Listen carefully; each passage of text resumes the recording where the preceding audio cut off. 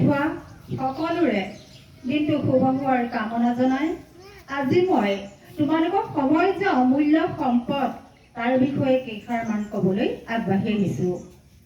সময় গতিশীল, সময় পাৰ হৈ যোৱাৰ লগে লগে আমি কেতিয়াও তাক ঘূৰাই নাপাওঁ। গতিকে আমি সময়ক সদায় সদ্ব্যৱহাৰ কৰিবলৈ চেষ্টা কৰিব লাগে। সময় পাৰ হৈ যোৱাৰ লগে লগে যেতিয়া সময়বিলাক পাৰ হৈ গুচি যায় তেতিয়া সেই সময়বিলাক আমি কেতিয়াও ঘূৰাই নাপাওঁ।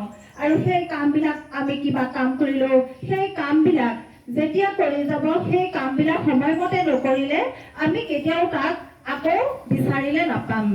গতিকে সময় থাকোঁতেই আমি সময়খিনিক ব্যৱহাৰ কৰি সদ্ব্যৱহাৰ কৰি সেইখিনি আমি ভালদৰে সদ্ব্যৱহাৰ কৰিবলৈ যত্ন কৰিব লাগিব।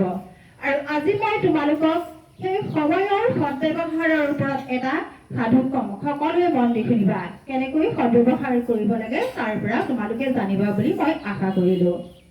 ফৰিং আৰু পৰুৱা সাধুটোৰ নাম হৈছে এখন হাবিত এটা ফৰিং আৰু কিছুমান পৰুৱাই বাস কৰিছিল।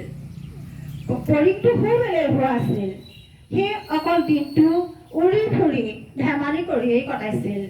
কিন্তু পৰুৱাবিলাকে কি কৰিছিল, তেওঁলোকে সময়ক ব্যৱহাৰ কৰি উচিত মূল্য ব্যৱহাৰ কৰি তেওঁলোকে কামবিলাক কৰি গৈছিল। এদিন ফৰিংটোৱে উৰি আহি খুব হাঁহিছে। হাঁহি পৰুৱাবিলাকক কৈছে, তোমালোকে ইমান কিয় কষ্ট কৰিছা? তোমালোক কাম কৰিব নালাগে, মোৰ লগত খেলিবলৈ গুচি আহা। তেতিয়া পৰুৱাবিলাকে ক'লে, সময়ৰ কাম সময়ত কৰিব লাগে। আমি শীতকালৰ বাবে খাদ্য যোগাৰ কৰিছোঁ আৰু তেতিয়াহে আমি আগলৈ সেইবিলাক যেতিয়া আমাৰ কষ্ট আমি সেইবিলাক নাপাম তেতিয়া আমাক সেইবিলাক সময়ত দৰকাৰ হ'ব। এদিন লাহে লাহে কি হ'ল, শীতকাল আৰম্ভ হ'ল। শীতকাল আৰম্ভ হোৱাৰ লগে লগে কি হৈছিলে, সেই হাবি বনবিলাক বৰফেৰে আবৃত্তি ধৰিলে আৰু আৱৰি ধৰাৰ লগে লগে কি হৈছিলে, খাদ্যবিলাক নাইকিয়া হৈ গৈছিলে। তেতিয়া ফৰিংটোৰে কি কৰিছিলে, খাবলৈ নাপায় আঁতুৰ হৈ ঘূৰি ফুৰিছিলে। ইফালে গৈছিলে কিন্তু যেতিয়া বৰফবিলাক দেখিলে তেওঁ খাবলৈ ক'তো খাদ্য নাপায়।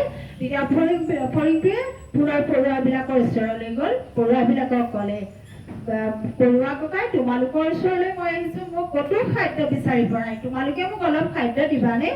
তেতিয়া পৰুৱাবিলাকে ক'লে, তোমাক আমি কৈছিলোঁ নহয় সময়ত কেনেকৈ সদ্ব্যৱহাৰ কৰি সেই কামবিলাক কৰি ল'ব লাগে, তুমি মোক হাঁহিছিলা। এতিয়াতো আমাৰ ওচৰত বেছি অতিৰিক্ত খাদ্য নাই, তেতিয়াহ'লে মই তোমালোকক কেনেকৈ দিম কোৱাচোন তুমি? সেইটো কাৰণে সময়ত তোমাক কৈছিলোঁ কামবিলাক কৰিবলৈ। তেতিয়া ফৰিংটোৱে মনতে দুখ পালে, সঁচাকৈ সময়ৰ কাম সময়ত নকৰিলে আমি পস্তাবলগীয়া হয়। সেইকাৰণে তোমালোকক মই এইখিনিতে এটা ক'বলৈ লৈছোঁ, ক্লাছৰুমত তোমালোকে যেনেকৈ ফৰিংটোৰ দৰে ক্লাছবিলাকত ধেমালি কৰি হুলস্থুল কৰি কটাই তোমালোকে সময়বিলাক অপব্যৱহাৰ কৰা, সেই সময়বিলাকত কিমান সময় গুচি যায় কোনেও তোমালোকে গম নোপোৱা। ফৰিংটোৰ দৰে কি হ'ব, শেষত গৈ তোমালোকক পস্তাবলগীয়া হ'ব।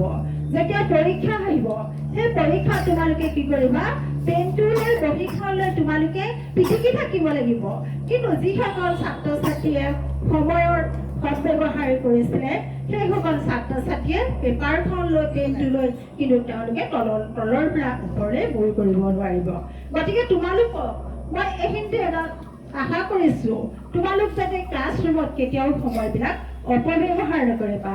অপব্যৱহাৰ কৰিলে সেই ফৰিংটোৰ দৰে হ'বা বুলি মই ভাবিছোঁ। সেইকাৰণে তোমালোকে কি কৰিবা, সময়ক সদ্ব্যৱহাৰ কৰি যিখিনি ছাৰ বাইদেৱে কয় বা বিভিন্ন ধৰণৰ খেল ধেমালি